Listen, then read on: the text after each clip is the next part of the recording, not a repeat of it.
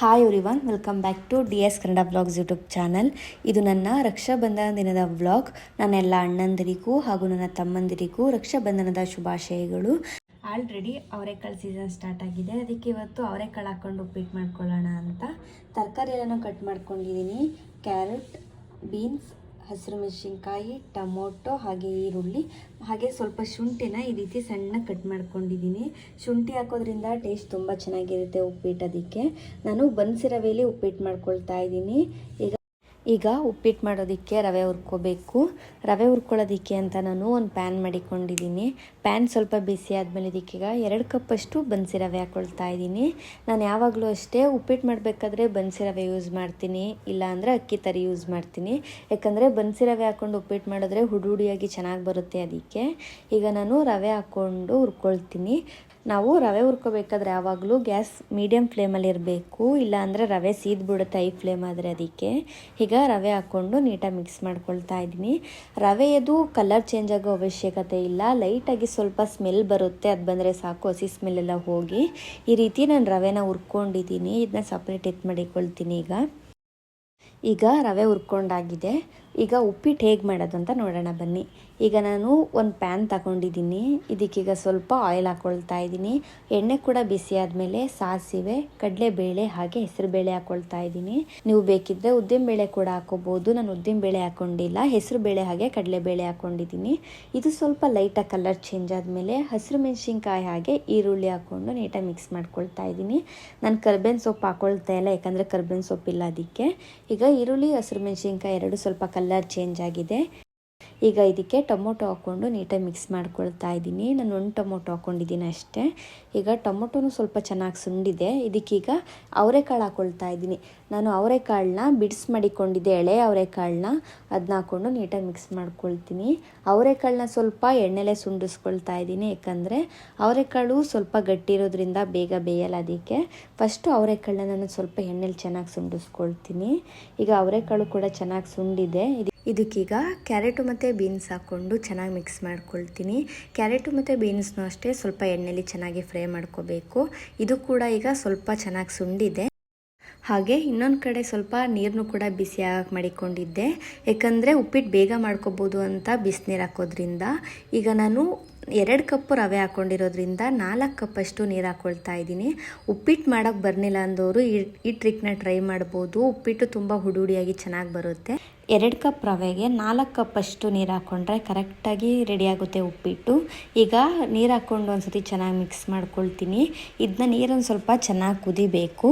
ಇದೀಗ ಕುದೀತಾ ಇದೆ. ಇದಕ್ಕೀಗ ನಾನು ಸ್ವಲ್ಪ ರುಚಿಗೆ ತಕ್ಕಷ್ಟು ಉಪ್ಪು ಹಾಕ್ಕೊಂಡು ನೀಟಾಗಿ ಮಿಕ್ಸ್ ಮಾಡ್ಕೊಳ್ತೀನಿ. ಹಾಗೆ ಇದಕ್ಕೀಗ ರವೆ ಕೂಡ ಹಾಕ್ಕೊಂಡು ನೀಟಾಗಿ ಮಿಕ್ಸ್ ಮಾಡ್ಕೊಳ್ತಾ ಇದ್ದೀನಿ. ರವೆನ ನಾವು ಒಟ್ಟಿಗೆ ಸುರ್ಕೋಬಾರ್ದು, ಸ್ವಲ್ಪನೇ ಹಾಕ್ಕೊಂಡು ನೀಟಾಗಿ ಮಿಕ್ಸ್ ಮಾಡ್ಕೋಬೇಕು. ಒಟ್ಟಿಗೆ ಹಾಕ್ಕೊಂಡ್ರೆ ಗಂಟಾಗೋ ಚಾನ್ಸಸ್ ಇರುತ್ತೆ. ಅದಕ್ಕೆ ಈ ರೀತಿ ಸ್ವಲ್ಪನೇ ಉದುರಿಸ್ಕೊಂಡು ನೀಟಾಗಿ ಮಿಕ್ಸ್ ಮಾಡ್ಕೊಳ್ಳೋದ್ರಿಂದ ಗಂಟಾಗಲ್ಲ. ಇದಕ್ಕೀಗ ತೆಂಗಿನಕಾಯಿ ಹಾಗೆ ಕೊತ್ತಂಬರಿ ಸೊಪ್ಪು ಹಾಕ್ಕೊಂಡು ಚೆನ್ನಾಗಿ ಮಿಕ್ಸ್ ಮಾಡ್ಕೊಳ್ತೀನಿ.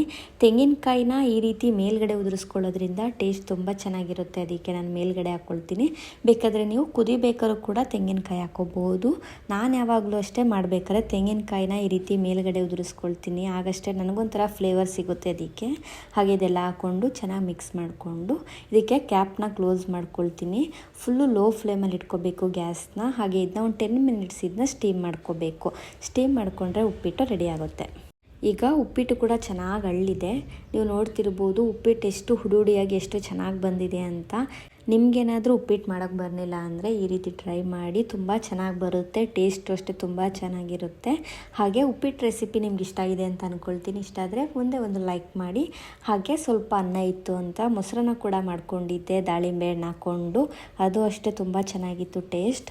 ಮನೆ ಹತ್ರ ಹಿರಳಿಕಾಯಿ ಮಾರ್ಕೊಂಡು ಬಂದಿದ್ರು ಅಂತ ಹಿರಳಿಕಾಯಿ ತಗೊಂಡಿದ್ದೆ.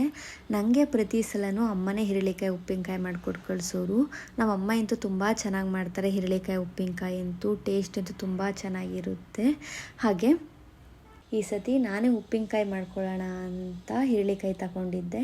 ಈಗ ಹಿರಳಿಕಾಯಿನ ಒಂದು ಸತಿ ನೀಟಾಗಿ ವಾಶ್ ಮಾಡಿಕೊಂಡು ಮಧ್ಯೆ ಕಟ್ ಮಾಡಿಕೊಂಡು ಅದನ್ನ ಈ ರೀತಿ ಕಟ್ ಮಾಡ್ಕೊಂಡಿದ್ದೀನಿ ಉದ್ದುದ್ದಕ್ಕೇ. ಇದೇ ರೀತಿ ಎಲ್ಲ ಈರುಳ್ಳಿಕಾಯಿನೂ ಸ್ವಲ್ಪ ದಪ್ಪಕ್ಕೆ ಮತ್ತು ಉದ್ದು ಕಟ್ ಮಾಡ್ಕೊಂಡಿದ್ದೀನಿ. ಈಗ ಇದನ್ನ ಒಂದು ಸಪ್ರೇಟ್ ಒಂದು ಬಾಟಲ್ಗೆ ಹಾಕ್ಕೊಳ್ತಾ ಇದ್ದೀನಿ. ಗ್ಲಾಸ್ ಬಾಟಲ್ಗೆ ಹಾಕ್ಕೊಳ್ತಾ ಇದ್ದೀನಿ ನಾನು. ಗ್ಲಾಸ್ ಬಾಟಲ್ಗೆ ಹಾಕೋದ್ರಿಂದ ಈರುಳ್ಳಿಕಾಯಿ ಕೆಡೋದಿಲ್ಲ ಉಪ್ಪಿನಕಾಯಿ ಅನ್ನೋ ಕಾರಣಕ್ಕೆ. ಹಾಗೆ ಇದಕ್ಕೀಗ ನಾನು ಒಂದು 3 ಸ್ಪೂನಷ್ಟು ಉಪ್ಪು ಹಾಕ್ಕೊಳ್ತಾ ಇದ್ದೀನಿ.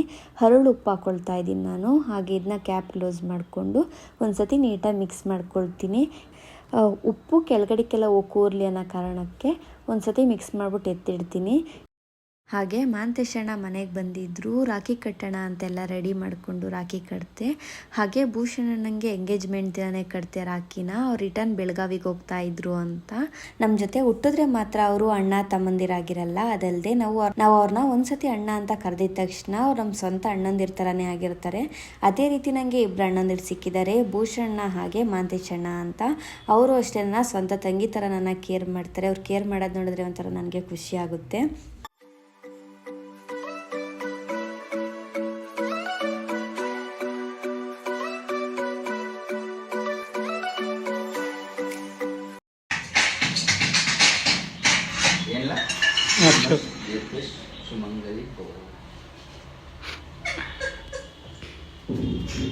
ನಿಮ್ಮ ಫ್ಯಾಮಿಲಿ ಅವ್ರಿಗೆ ಬೇರೆಯವ್ರ ಜೊತೆಗೆ ಏನಾದರೂ ಗಲಾಟೆ ಜಗಳ ದ್ವೇಷ?